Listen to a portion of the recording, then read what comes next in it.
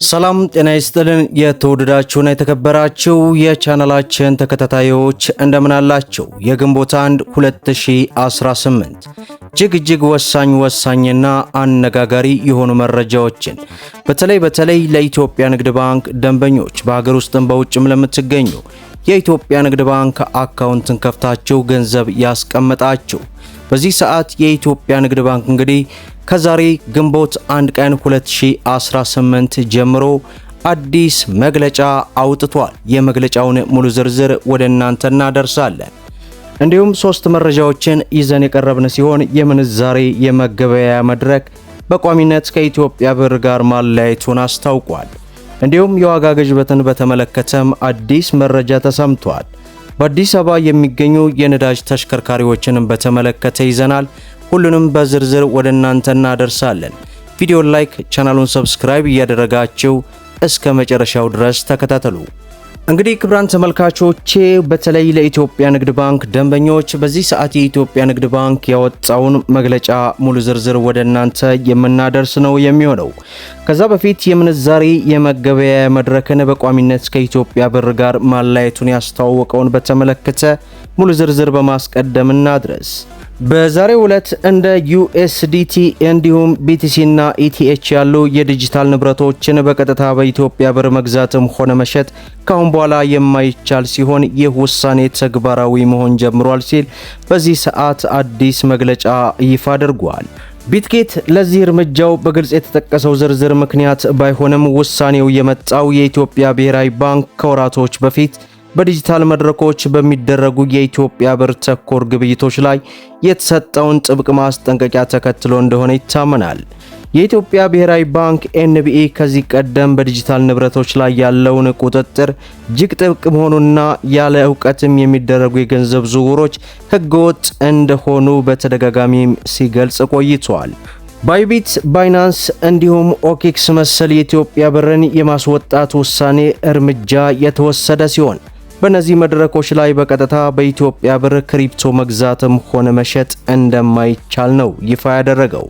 አሁን ላይ ቢትጌት ይህንኑ መስመር ተከትሎ ውሳኔዎቹ በዲጂታል ንብረቶችና በአገር ውስጥ ገንዘብ መካከል የነበረውን የቀጥታ ግንኙነት ይዘጋዋል ማለቱን ቲክፋ ኢትዮጵያ በዚህ ሰዓት አስነብቦን ወደ እናንተ አደርሰናል።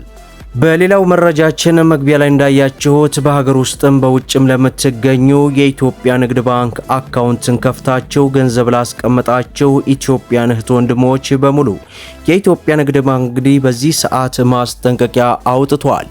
በዚህም መሰረት በኢትዮጵያ ንግድ ባንክ መገናኛ ዲስትሪክት ስር የሚገኘው አውራሪስ ቅርንጫፍ ከኮሪደር ልማት ጋር በተገናኘ ከዛሬ ግንቦት 1 ቀን 2018 እስከ ግንቦት 8 2018 ድረስ በጊዜያዊነት አገልግሎትን ሙሉ በሙሉ ማቆሙን ይፋ አድርጓል። በመሆኑም የተከበራቸው የባንካችን ደንበኞች በሀገር ውስጥም በውጭም የምትገኙ በአቅራቢያቸው የሚገኙ ሌሎች የኢትዮጵያ ንግድ ባንክ ቅርንጫፎችንና በዲጂታል ባንኪንግ የባንክ አገልግሎት አማራጭ እንድትጠቀሙ ሲል በአክብሮት እንገልጻለን ማለቱን በዚህ ሰዓት የኢትዮጵያ ንግድ ባንክ ማህበራዊ ትስስር ገጹ ላይ የደረሰንን መረጃ እንግዲህ ወደ እናንተ አድርሰናል ማለት ነው። በሌላው መረጃችን የዋጋ ግሽበትን በተመለከተ አዲስ መረጃ ተሰምቷል። የሚያዝያ ወር 2018 አጠቃላይ የዋጋ ግሽበት መጠን 11.7 በመቶ ሆኖ ተመዝግቧል። የምግብና አልኮል ያልሆኑ መጠጦች ዋጋ 13.5 በመቶ የጨመረ ሲሆን በዋናነት አትክልት፣ ስጋ፣ የወተት ተዋጽኦ፣ እንቁላል፣ ፍራፍሬ፣ ዘይትና ስኳርን የመሳሰሉ ምግቦች ሸቀጦች ዋጋቸው ጨምረዋል። ምግብ ነክ ያልሆነው የዋጋ ግሽበት 9.1 በመቶ የደረሰ ሲሆን ትራንስፖርት 13 በመቶ፣ አልኮል መጠጦችና ትንባሆ 10.5 በመቶ፣ በኮሚኒኬሽን 9.7 በመቶ፣ ምግብ ቤቶችና ሆቴሎች 10.5 በመቶ እንዲሁም ሌሎች ዕቃና አገልግሎት 15.9 በመቶ ሆኖ መመዝገቡ በዚህ ሰዓት ይፋ ሆኗል። በሌላው መረጃችን በአዲስ አበባ የሚገኙ የነዳጅ ተሽከርካሪዎችን በተመለከተ አዲስ መረጃ ተሰምቷል። በመዲናይቱ የሚገኙ አውቶቡሶችን ከነዳጅ ወደ ተፈጥሮ ጋዝ ተጠቃሚ የመቀየር ሙከራ መጀመሩን በዚህ ሰዓት ቢሮ አስታወቀ። የቢሮው ኃላፊ አቶ ያብባል አዲስ ይህንን ያስታወቁት ትላንት አርብ ሚያዝያ 30 ቀን 2016 ባካሄዱት የአዲስ አበባ ምክር ቤት ባካሄደው ጉባኤ ላይ ነው።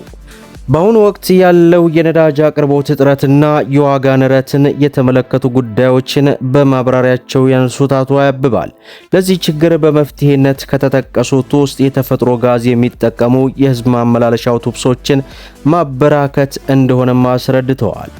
በሶማሌ ክልል በሚገኘው የኦጋዴን የተፈጥሮ ጋዝ ፕሮጀክት አማካኝነት ኢትዮጵያ የጋዝ ምርት ባለቤት መሆን መጀመሯን የጠቆሙት አቶ ያብባል ይህንን ተከትሎ ጠቅላይ ሚኒስትር ዶክተር አብይ አህመድ የከተማ አውቶቡሶችን ወደ ጋዝ ሞተር የመቀየር አቅጣጫ ማስቀመጣቸውንም አውስተዋል። በዚህም መሰረት አውቶቡሶችን ወደ ጋዝ የመቀየር ሙከራ መጀመሩን ገልጸው እንደ ከተማ 1200 የሚሆኑትን ቀደም ያሉትን የከተማ የነዳጅ አውቶቡሶች ወደ ጋዝ ሞተር የመቀየር እንቅስቃሴው መጀመሩን ገልጸዋል። የጋዝ ስቴሽኑን ቃሊቲ ዲፖ ገንብተን አጠናክናል። ከዚህ በተጨማሪም 2 አውቶቡሶች ላይ የሞተር ገጠማ ተደርጓል። ይህም ሙከራ እየተካሄደ ያለ ነው። ይህ ሙከራ ሲጠናቀቅ 1200 አውቶቡሶች ወደ ጋዝ የምንቀይር ይሆናል ሲሉም የቢሮው ኃላፊ ማብራራታቸውን በዚህ ሰዓት ተመልክተናል። በመጨረሻም ከበረከት ገበሬዋ ጋር ተያይዞ አዲስ መረጃ ተሰምቷል። ባለሀብቷ በረከት ወርቁ ወይንም በረከት ገበሬዋ በወንጀል መፈለጓን ተከትሎ ከባድ ወንጀላዎችን የሰነዘረችበትን ምላሽ ሰጥታለች። ባለሀብቷ ከእርሻ ስራዋ ወጥታ ወደ ወርቅ ማዕድን ዘርፍ መግባቷን እንደምትቆጭበት ገልጻ 8 ሚሊዮን ብር ሀገር አሳጣሽ መባሏን በማጣጣል እናንተ ራሳችሁ ከ15 ሚሊዮን ብር በላይ ወስዳችኋል ስትል ስማቸውን ያልጠቀሳቸውን አካላት ወንጅላለች። በተጨማሪም የተፈቀደላቸው ነዳጅ እንዳላወጣችና ሌሎች አካላት ሸጠው እንደበሉት በመጥቀስ ድርጊቱን እሷ ከመንገድ ለማስወገድ የተጠነሰሰ ሴራ እንደሆነም ገልጻለች። ባለሀብቷ አብሮ ስሙ ያልተጠቀሰ አቡሽ አየለ 28 የሚደርስ የወርቅ ማውጫዎች ያሉት ለብሔራዊ ባንክ በኩንታል ወርቅ የሚያስገባ መሆኑን በመጥቀስ በወርቅና ነዳጅ ዘርፍ ያሉ ጥቂት ቡድኖች ሌሎች ተወዳዳሪዎች እንዲወገዱ እያደረገ ነው ሲል በዚህ ሰዓት ነው እንግዲህ ልጅቷ የገለጸችው። መጨረሻውን አብረና ያለን በሚል መልእክት ምላሿን የደመደመችው በረከት ወርቁ ከዚህ ድርጊት ጀርባ ያሉ ግለሰቦች እጃቸውን እንዲሰበስቡ ማሳስባለች። በአሁኑ ወቅት ጉዳዩን በፖሊስ የክትትል ሂደትና በባለሀብቷ የመከላከል ምላሽ መካከል ሆኖ ከፍተኛ ህዝባዊ ትኩረት መሳቡን ከጉርሻ ያገኘነው መረጃ ያመላክታል። ለዛሬ ያስኩላችሁ እንግዲህ ዕለታዊ ወቅታዊ ማህበራዊና ኢኮኖሚያዊ ትኩስ መረጃዎች ይህንን ይመስላሉ። ቪዲዮውን ላይክ ሸር እያደረጋችሁ ለበርካታ እህት ወንድሞች እንዲደርስ አድርጉ። ለቻናላችን አዲስ ከሆናችሁ ሰብስክራይብ በማድረግ በየዕለቱ የሚለቀቀው መረጃም እንዲደርሳችሁ የኖቲፊኬሽን ማብራታችሁን አትዘንጉ እያል ለዛሬ ያስኩላችሁ መረጃ ይህን ይመስላል ማለት ነው። እስከ ፍጻሜው ድረስ አብራችሁን ስለቆያችሁ ልባዊ ምስጋናችንን እየሰጠን በሌላ ቪዲዮ እስከምንገናኝ ወሰላሙ አለይኩም ወራህመቱላሂ ወበረካቱ።